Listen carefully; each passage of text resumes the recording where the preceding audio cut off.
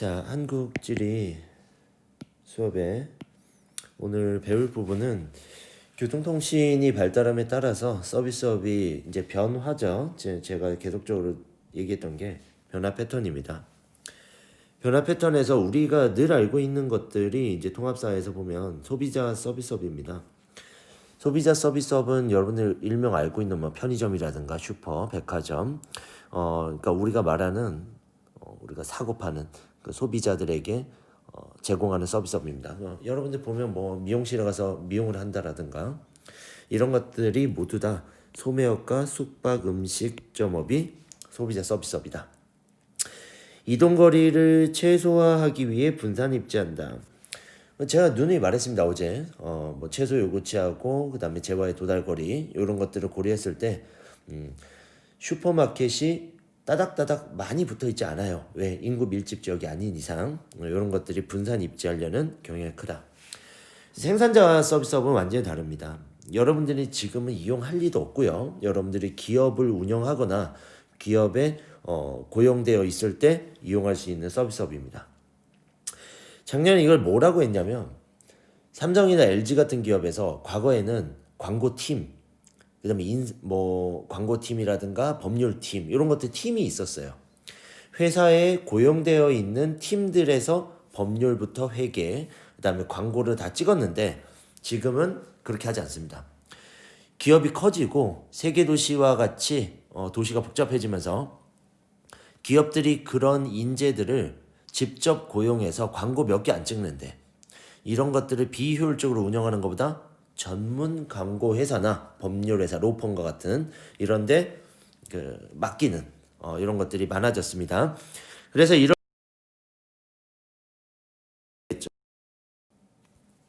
모여 있는 곳으로 가야 되니까 주로 대도시와 도심, 부도심에 집중된다. 아까 소비자 서비스는 어땠습니까? 분산된다. 근데 이거는 거꾸로 도시에 집중된다 이렇게 되어야겠죠.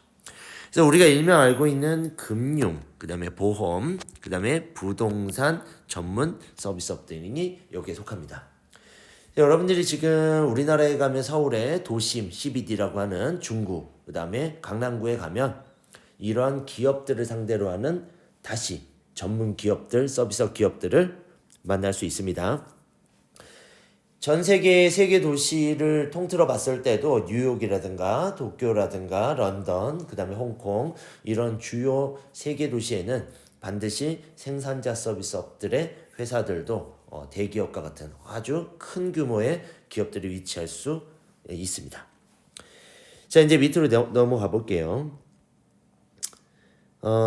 쭉 밑으로 내려가 보면 이런 게 나옵니다. 자, 우리가 저번 시간에 이런 이야기를 했어요. 운송비가 생산비에 차지하는 비중이 점점 커지고 있다. 우리도 지금 택배를 싼 가격에 이동해서 우리가 이용할 수 있는데 우리가 농산품이나 공산품 아니면 축산업 이런 모든 비용, 그리고 여러분들이 요새 배달앱으로 시켜 먹는 음식들 운송에서 차지하는 비중이 상당히 커지고 있는 건 사실입니다. 자, 그러면 이 운송비 구조를 한번 볼게요. 운송비 구조는 총 운송비라고 한다면 기종점 비용과 주행 비용이다 이렇게 나옵니다. 기종점 비용은 여러분들 봐봐요. 선박 같은 경우에 오면 어떻습니까? 뭐를 이용합니까? 자, 예를 들어 보면 선박은 뭘 이용하죠? 항구를 이용합니다. 항구. 자, 항구를 이용할 때 비용을 내야겠죠. 항구 터미널을 이용할 때 그 항구에 대한 기반 비용, 기종점 비용을 지불합니다. 기종점 비용을 지불할 수밖에 없다. 자, 그리고 비행기 같은 경우에는 뭐를 이용할까요? 비행기는 공항의 비용을 지불하겠죠. 공항을 이용하는 것도 지불해야 될 거고요. 공항에 주차해서 주차료도 지불해야 될 거고요. 공항에 있는 시설을 이용하는 것도 지불할 겁니다. 또 공항에서 AS 같이 안전 수리를 하는 것도 비용을 지불해야 합니다. 자, 이런 거에 비해서 이제 자동차라고 하는 것들은 버스라고 하면 버스는 터미널에서 이용하는 비용을 지불하겠죠. 이런 것들을 우리는 기종점 비용이라고 우리가 얘기합니다. 기종점 비용.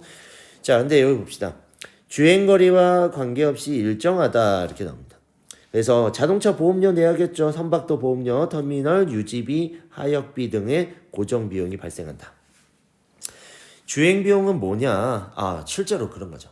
선박을 움직일 때 필요한 기름이라든가 가스라든가 석탄이라든가, 비행기를 운전할 때 드는 비용, 자동차를 운전할 때 휘발유나 경유를 넣어서 발생하는 비용 등을 주행 비용이라 합니다.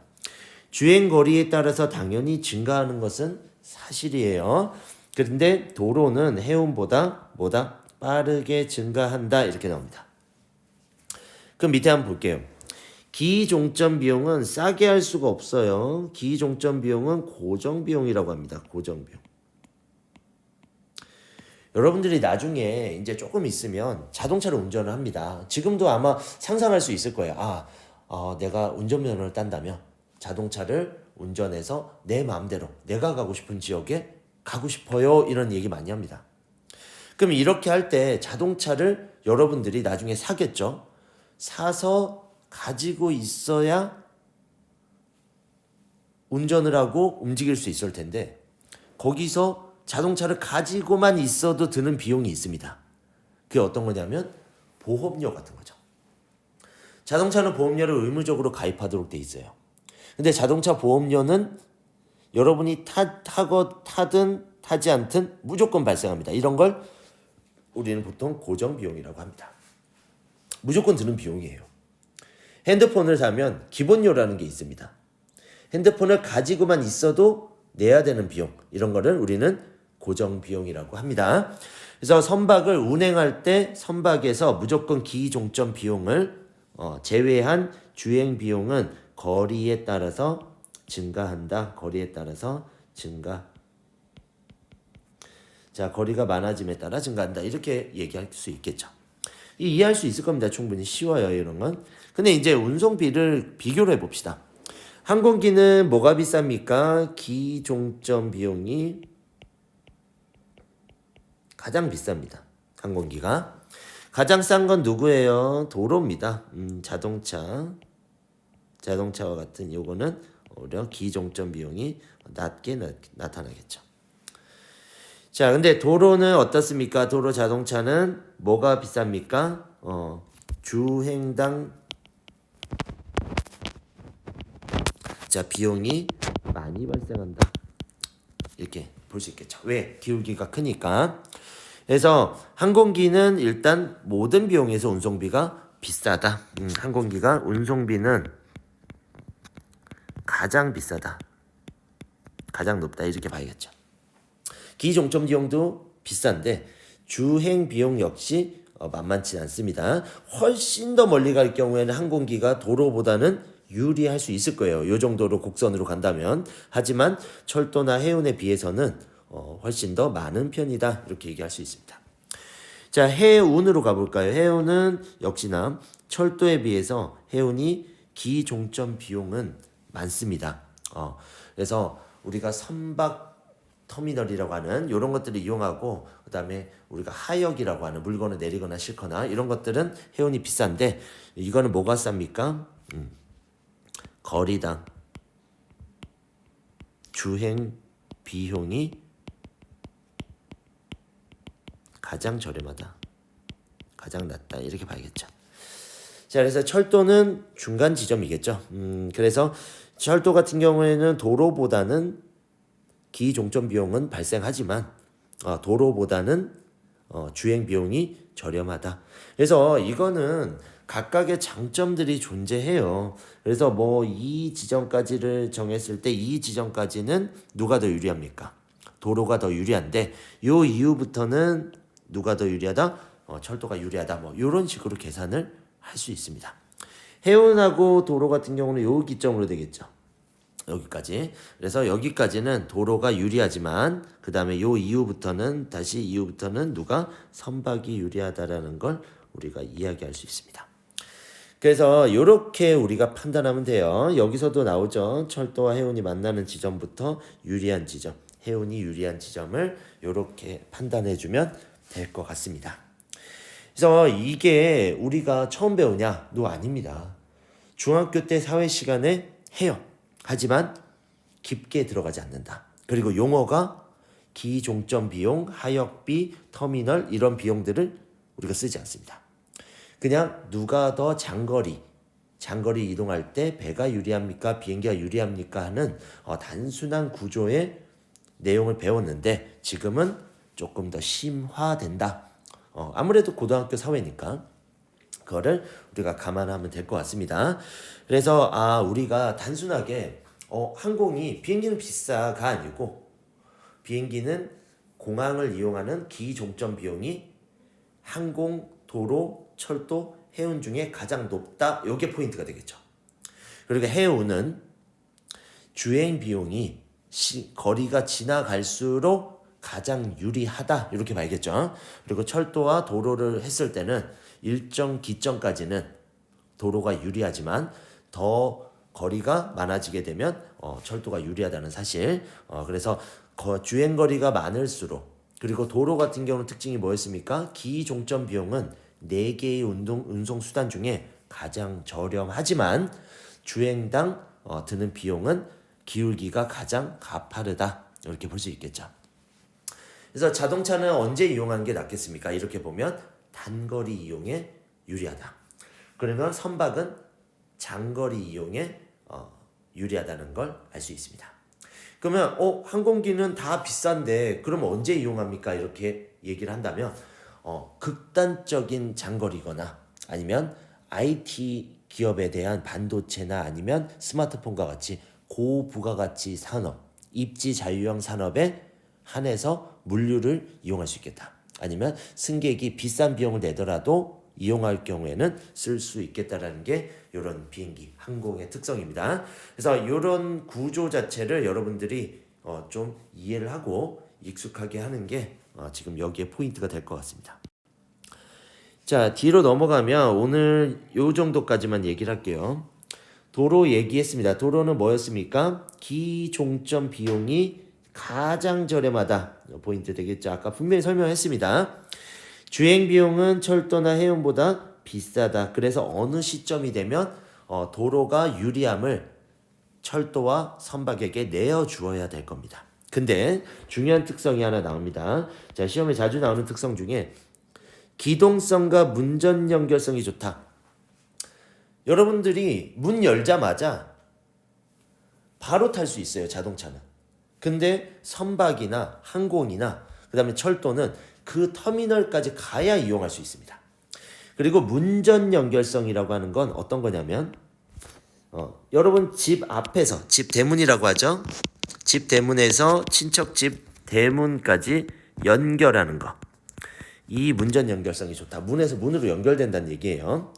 그래서 이런 것들이 특징이 되겠다.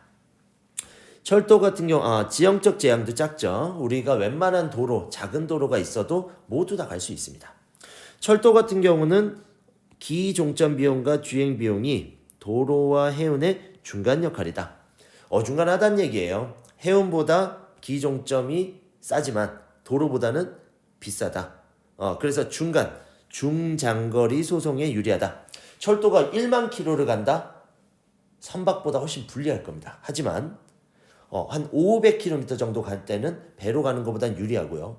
그다음에 그 장거리로 가야 되는 주행 비용에 돈이 많이 드니까 그리고 자동차보다 유리함을 가질 수 있겠다. 이런 겁니다. 그리고 정시성과 안정성이라 그랬는데 우리 기차 탈 때 어떻습니까? 자동차 사고보다 기차 사고가 적다고 알려져 있죠. 정시성. 몇 분에 출발해서 몇 분에 딱 도착할 것까지 여러분 말할 수 있습니다. 자, 뭐냐면 아버지가 이럽니다. 자, 친척집에 갈 때 저 형님 언제 도착할 것 같니? 이러면 한 4시에서 5시? 좀 차가 막히면 6시가 될 수도 있을 것 같아요. 이렇게 얘기합니다. 근데 기차 탈 때는 4시 10분 서울 도착이라고 되어 있어요. 늦진 않을 것 같습니다. 얘기할 수 있습니다. 그게 정시성과 안정성이 우수하다. 지형적 재앙이 크다는 얘기는 기차철로에만 다니잖아요. 터널이 없거나 그 다음에 큰 강이 있거나 바다가 있는 쪽은 갈 수가 없습니다. 이런 것들이 크다. 해운은 뭘까요? 해운은 기종점 비용은 비싸지만 항구를 이용하는 거는 돈을 많이 내야 됩니다. 근데 주행 비용은 저렴하다. 그래서 보통은 선박으로 해외 택배를 할 경우에는 저렴합니다. 하지만 시간이 무지하게 많이 걸리겠죠. 근데 주행 비용은 저렴하다. 그래서 대량 화물의 장거리 수송에 유리하다. 자동차를 수출하거나 수입할 때 이 장거리 수송에 유리하다는 사실입니다. 그래서 보면 화물 수송 분담률이 높은 편이다. 화물은 늦게 가도 되잖아요. 그리고 멀리 가잖아요. 그러니까 이런 것들을 이용한다는 사실. 자, 그리고 기상 조건의 제약이 크다. 배가 못 들 경우가 있죠. 태풍이 불 경우에 이런 걸 얘기할 수 있다. 마지막 항공입니다. 기종점 비용과 주행 비용이 모두 비싸다가 중요합니다. 모두 비싸다. 그래서 아까 얘기했죠. 고부가가치 소송에 적합하고 장거리 여행 수송에 유리하다. 우리가 KTX 탈 때 물론 비행이 더 빠릅니다. 하지만 너무 많은 비용을 들여가지고 항공기를 이용하지는 않는다. 웬만하면 기차나 자동차를 이용하는 경우가 있습니다. 우리나라에선. 근데 미국과 같이 큰 나라는 장거리 화물 아니면 여객 수송을 한다는 사실. 기상 조건이 제약이 가장 클 수도 있겠죠. 조금만 안개 끼고 이러면 못 뜨니까. 그리고 신속한 수송에 유리하다. 이게 크죠. 빨리 갈 수 있다는 얘기예요. 빨리 배달. 제가 얼마 전에 얘기했죠. 해외 직구로 저는 TV를 샀습니다. 3일 만에 왔어요. 3일 만에. 하루 만에 TV가 태평양을 건너서 날라온 거죠. 신속한 수송에 유리하다. 대신에 뭐예요? 고부가가치 화물일 경우에만 가능한 겁니다. 그래서 미국에서 과자를 하나 구매하는데 과자 하나에다가 과자는 1,000원인데 운송비가 5만 원을 받아요. 이거는 항공 운송을 못 하겠죠. 과자 하나 먹는데 5만 1,000원을 지불할 수는 없지 않습니까? 이런 것들이 특징입니다. 이거 다음에는 다음 시간에 이거 이어가지고 하겠습니다. 여기까지 하겠습니다.